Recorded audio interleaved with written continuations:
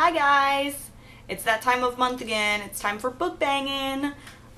This month the topic is foreign guys because Kelly over at Bella the Literati, she's the one who hosts this fantastic feature. She has been in Europe all month. I've seen her pictures on Instagram. It looks like she's having a blast. I'm super jealous and wish that I could be there with her. But I hope you had fun, Kelly. So anyways, I was really excited about this topic because give a guy an accent and he instantly becomes 1,000 times hotter. So naturally, I was very excited about this. So I started going through, my Goodreads list, scrolling through, looking at all my books, trying to pick out, some foreign guys. And first of all, I don't know a lot of foreign guys in books. Am I reading the wrong books? What's happening? I don't know. I didn't know a lot. And the ones that I did find, I was like, well, they kind of fit into another genre. Like, they'll fall into paranormal or they fall into historical fiction. And I was like, I'm really trying hard not to repeat guys every month. Like, I want to introduce you to lots of new, hot fictional characters. So, I'm going, what am I going to do?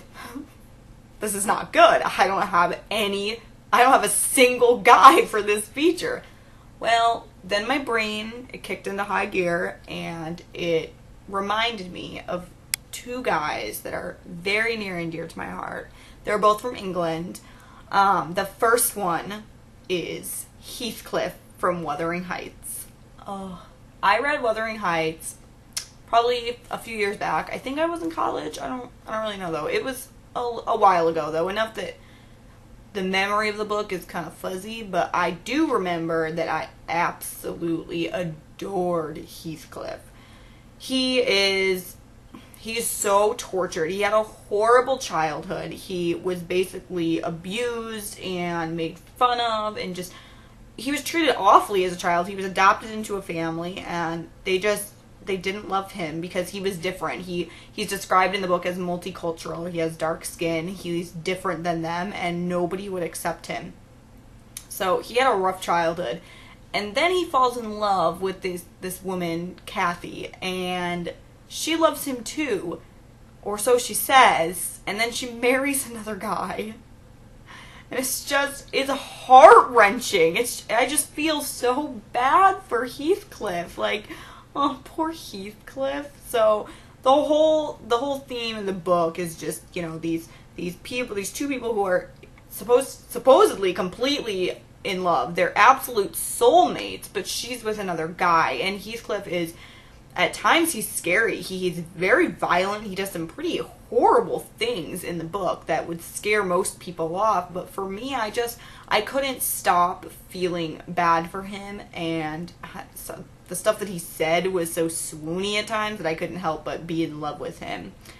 And as I was thinking of all the reasons why I love Heathcliff, I realized that him and Warner are very alike, which is probably why I'm so in love with Warner. And I guess if you guys are on Team Adam, you might not like Heathcliff, but if you're on Team Adam, you're wrong. So let's just point that out.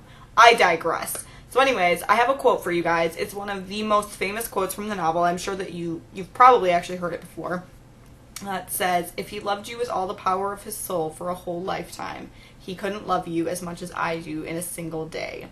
Heathcliff to Kathy. I just love him. I love him so much.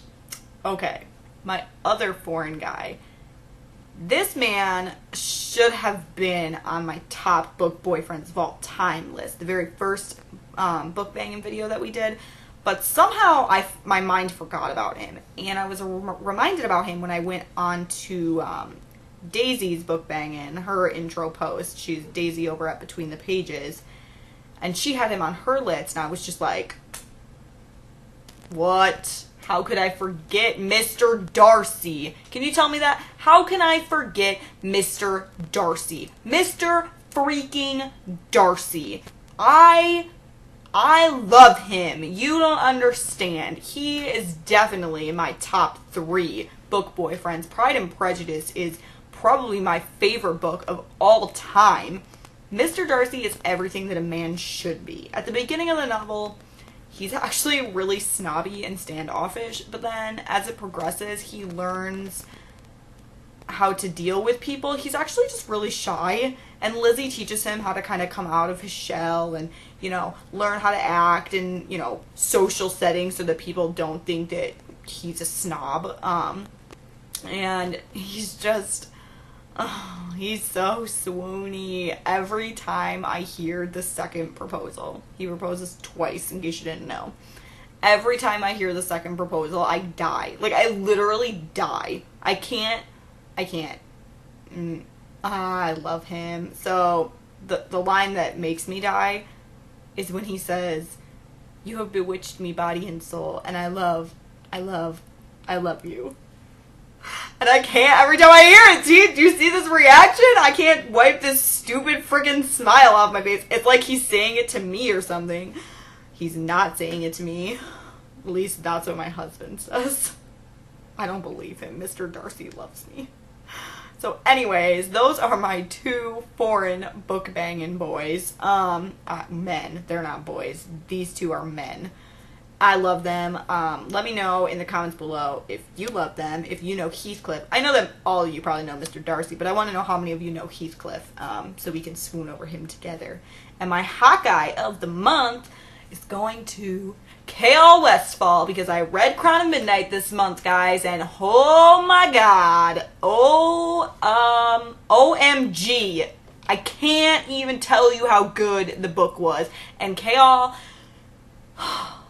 was even swoonier than he was in Throne of Glass, and I can't even handle him. I'm completely in love with him. He's moved up to my #1 spot. I love him. Go read the books if you haven't. K.L. Westfall, Hawkeye of the month. I'll see you guys next month. Bye.